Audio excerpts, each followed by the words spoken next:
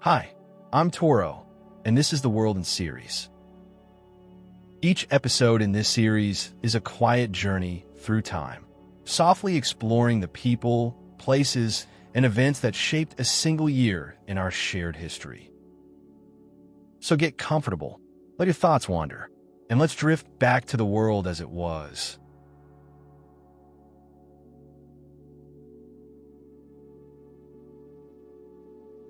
The world in 1911.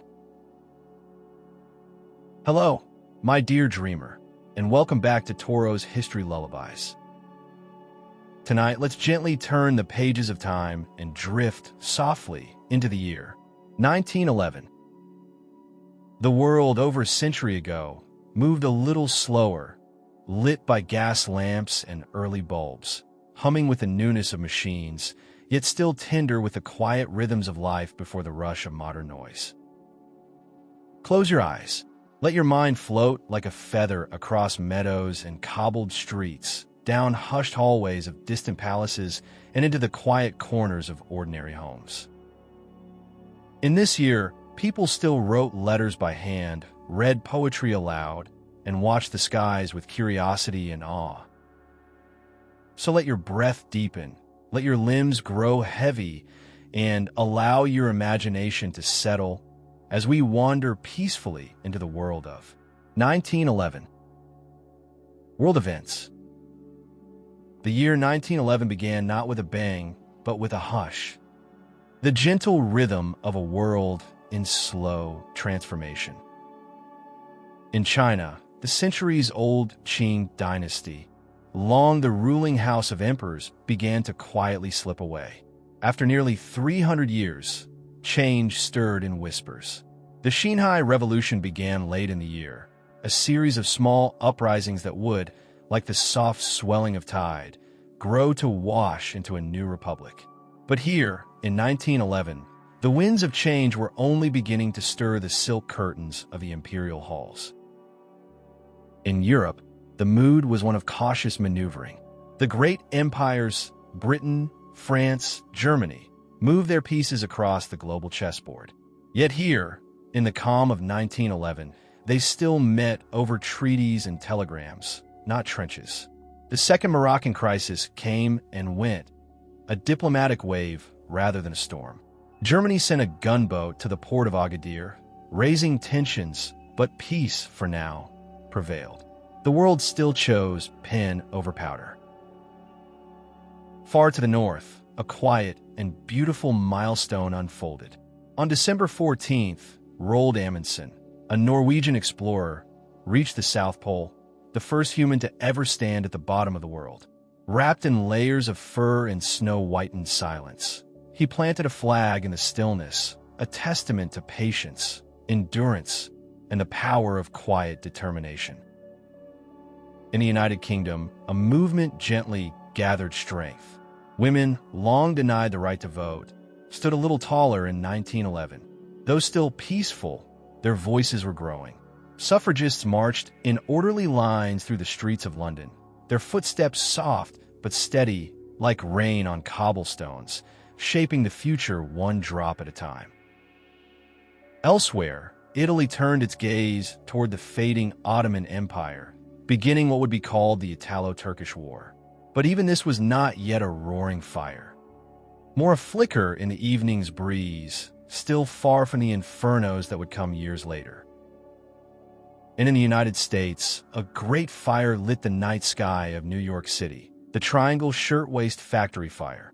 Though this event bore sorrow, it also awakened change. In the quiet that followed, people began to rethink safety, to write new laws, to care more deeply for workers' lives. In 1911, the world did not shake with thunder. It sighed, it shifted, it waited. Daily life around the world. In the soft mornings of 1911, the world awoke to sounds far gentler than ours today. There were no mobile phones, no hum of engines on every street, only the clatter of hooves on stone, the hiss of kettles, the chime of bells from distant churches. In London, a working man might rise before dawn, pull on a woolen waistcoat, and warm his hands near the hearth before heading out to the docks. Children in starched collars hurried along damp sidewalks to school, their lunch wrapped in wax paper, a simple sandwich, perhaps an apple. In Tokyo, still finding its rhythm after centuries of change, families blended tradition with modernity. Tatami mats and paper screens lived beside imported chairs and clocks. Men wore Western suits and bowler hats, while their elders still tied their obi belts with care. Tea was still served slowly. Time still flowed like a stream, not a sprint. On a Russian farm, the snow lingered into spring. Life was quiet, centered around animals, bread baking in stone ovens, and stories told by candlelight. Many could not yet read, but they listened to tales passed down, to prayers whispered over fields, to the silence of frost-covered mornings. In Buenos Aires, the air pulsed gently with tango. The music floated out from dance halls, where couples moved not with urgency, but with grace. Market stalls brimmed with citrus and bread. Women in long skirts walked beneath parasols, their heels tapping a soft rhythm on shaded promenades. In the United States, the cities were growing taller, louder. But even here in 1911, there were moments of pause. Icemen clinked their blocks down alleyways. Children gathered around radio-less pianos. Women stitched dresses by lamplight. In the parks, people strolled instead of scrolling. Everywhere, homes were smaller, meals simpler, time slower. People touched paper more than screens. They spoke face to face, eyes meeting, voices steady. And as the stars rose over each town, each village, each quiet valley, oil lamps flickered, books opened, and hearts slowed into slumber. Science, inventions, and technology. The year 1911 glimmered quietly with the spark of discovery. In quiet laboratories and sunlit studies, minds wandered gently into the unknown, not with noise, but with curiosity. In France, a woman with a calm gaze and steady hands made history. Marie Curie was awarded the Nobel Prize in Chemistry, becoming the first person ever to receive 2 Nobels. Her work with radium and polonium revealed a world hidden inside atoms, an invisible dance of energy, softly humming beneath all matter. Her notebooks glowed faintly in the dark, and so too did the future. In the United States, a soft revolution was unfolding, not with engines or machines, but with numbers.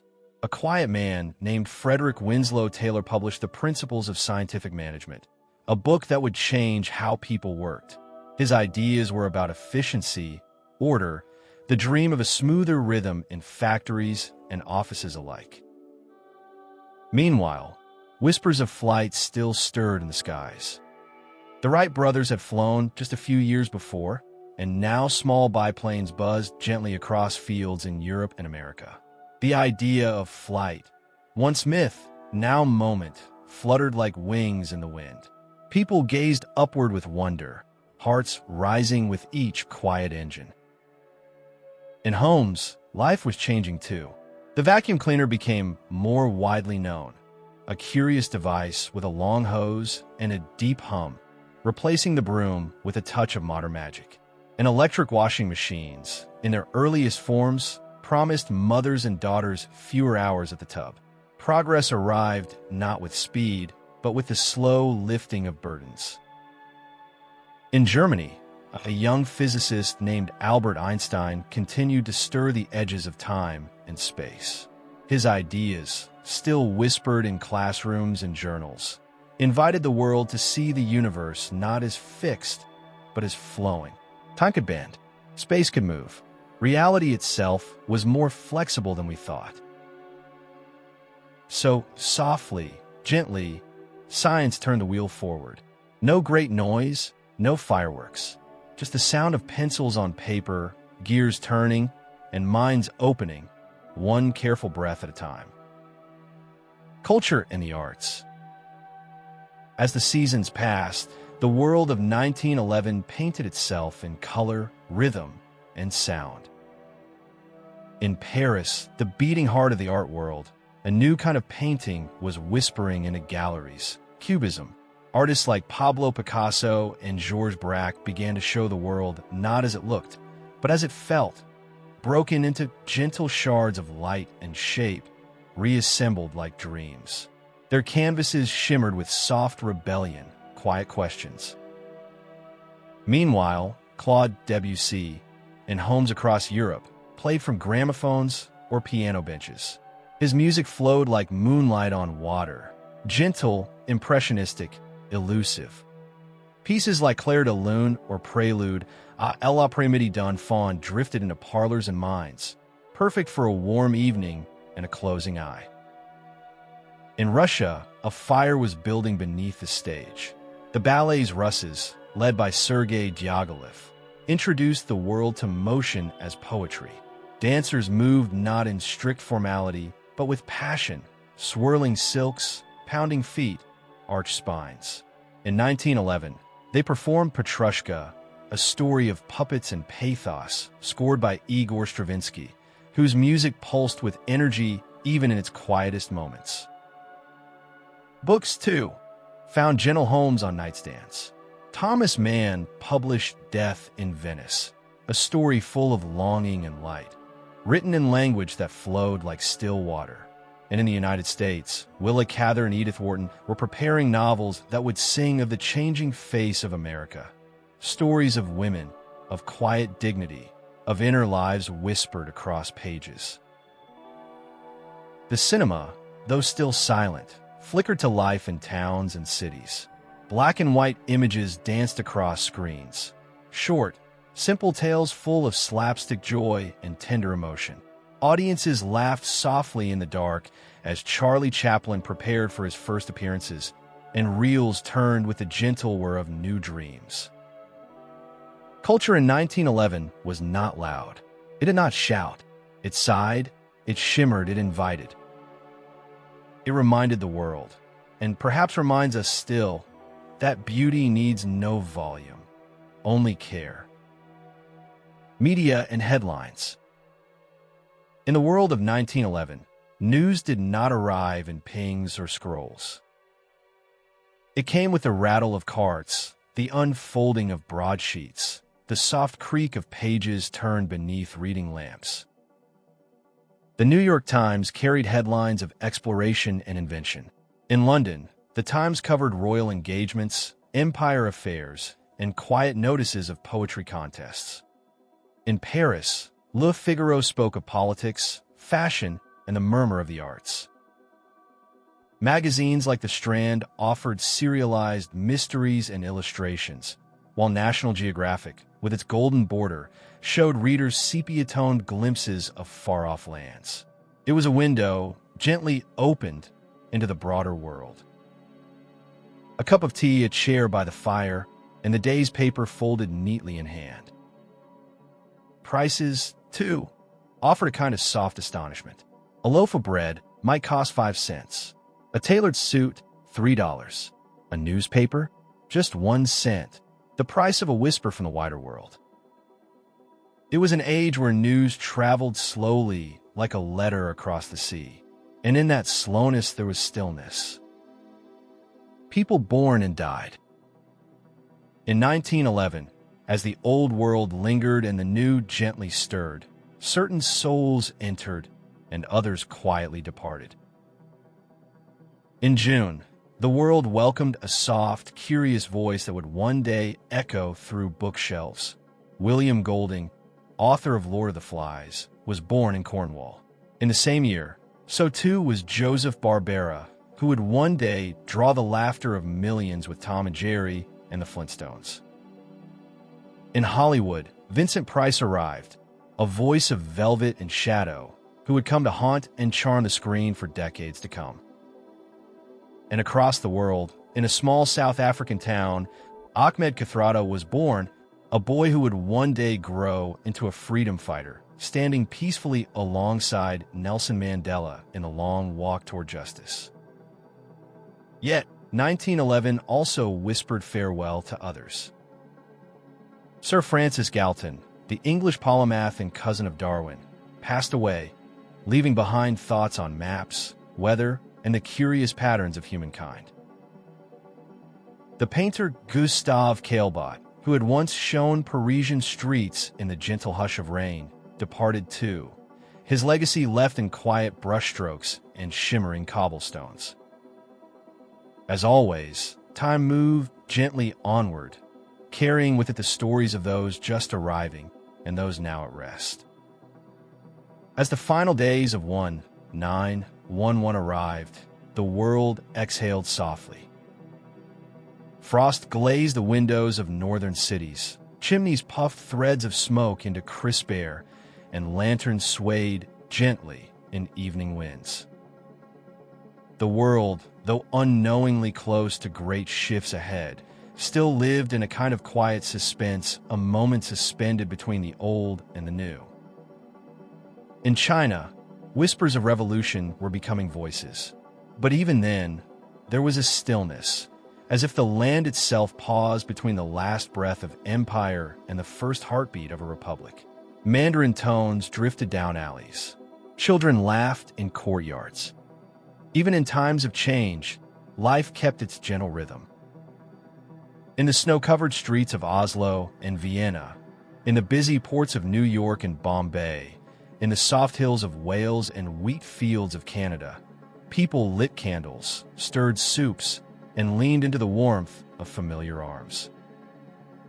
There were carols in churches, quiet dances in village halls, and hopeful wishes scribbled on scraps of paper or whispered across frost-kissed windows.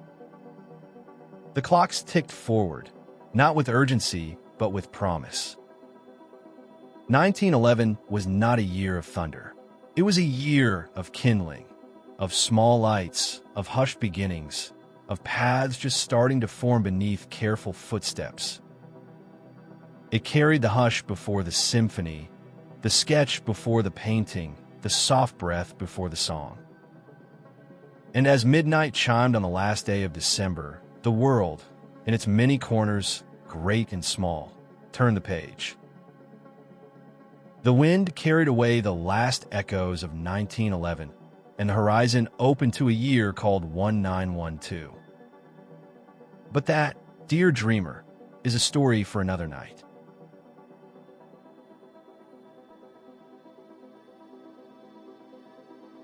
And that was this episode in the World in series. A quiet glimpse into a moment in time, softly folded into history. If you enjoyed this gentle journey, I'd be grateful if you liked this episode and subscribe for more sleepy stories from the past. Rest well, and I'll see you in the next year.